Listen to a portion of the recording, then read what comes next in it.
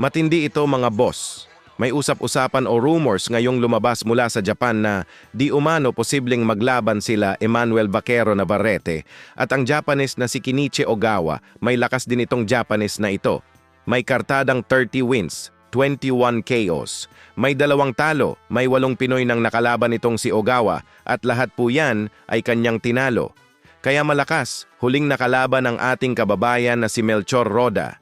At siya nga po ang pang-8 na biktima nitong si Ogawa. Pero may lumabas din na balita mga boss na naghahanda na di umano itong si Navarrete para sa rematch nila.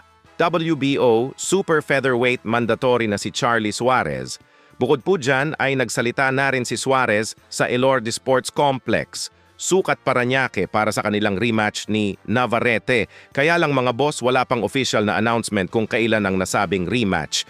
Saka may napabalita na gusto umano makikipag-unify ni Navarrete sa kapwa niya champion ang may hawak ng IBF na si Eduardo Nunez. Sa nakikita ko mga boss, medyo magulo ang setup ng kampo nitong si Navarrete. Mapapansin nga po natin maglilimang buwan mula nung Mayo kung saan nagharap sila Navarrete at Suarez. Pero magpasa hanggang ngayon ay hindi pa rin malinaw kung sino talaga ang makakasalpukan nitong si Vaquero Navarrete.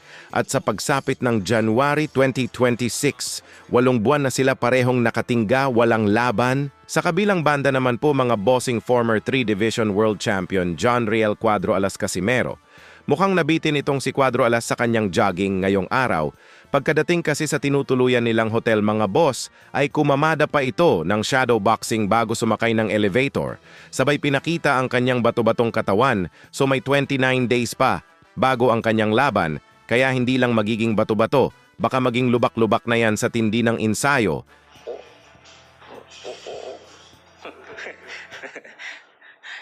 Ay, oh yeah. Asimasa, sawadika. Sawadika, muna Alo. Oh, so? Alo. Ano? Wala na. Content na. Content na sana. Kwarta na po si, si Finish na. content na po.